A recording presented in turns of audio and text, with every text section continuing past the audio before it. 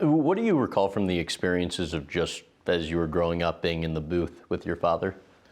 That was my home. And it was my summer home. It was my home even during school. I would go down there every night. And so I admired the way my dad not only did his job, but what caught my attention were the people he had through there and how he used that as an opportunity to raise money for cystic fibrosis or to welcome a young burn victim. He used it for people to give them an experience they never dreamed of. And I mean, he paid attention to him when he was in the booth, and he'd amble down there and do the inning and come back up and make him feel like $1 million.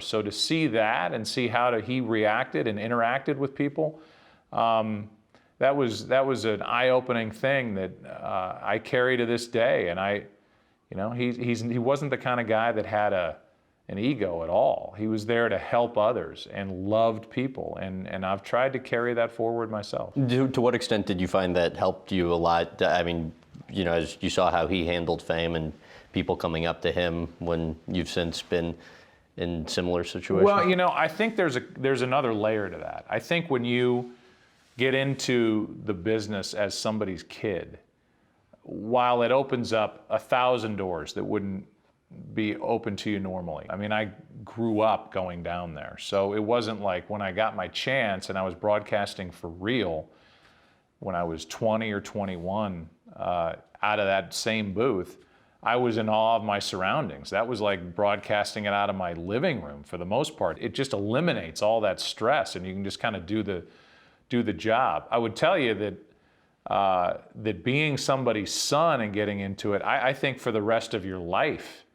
you fight the nepotism thing, no matter what you do after that. And my dad was so well known in St. Louis and so well known nationally that I will forever be known as Jack Buck's kid. But I mean, maybe in St. Louis, I think that's...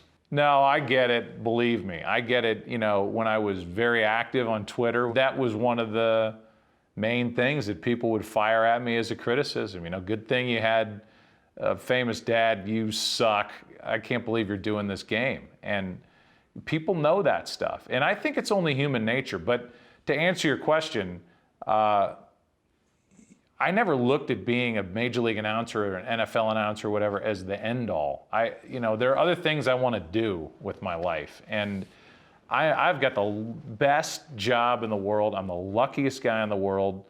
But that doesn't entitle me to be a jerk. If I get hit by a bus walking into the stadium, they won't even have a moment of silence. And I promise you they'll play the game. So that's not why I'm there. That's not why somebody's tuning in the game.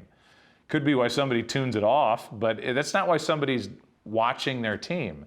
So when people start thinking that way, that's why they're there, I think it's a quick spiral downward, and you're going to get slapped in the face. And that's how I saw him.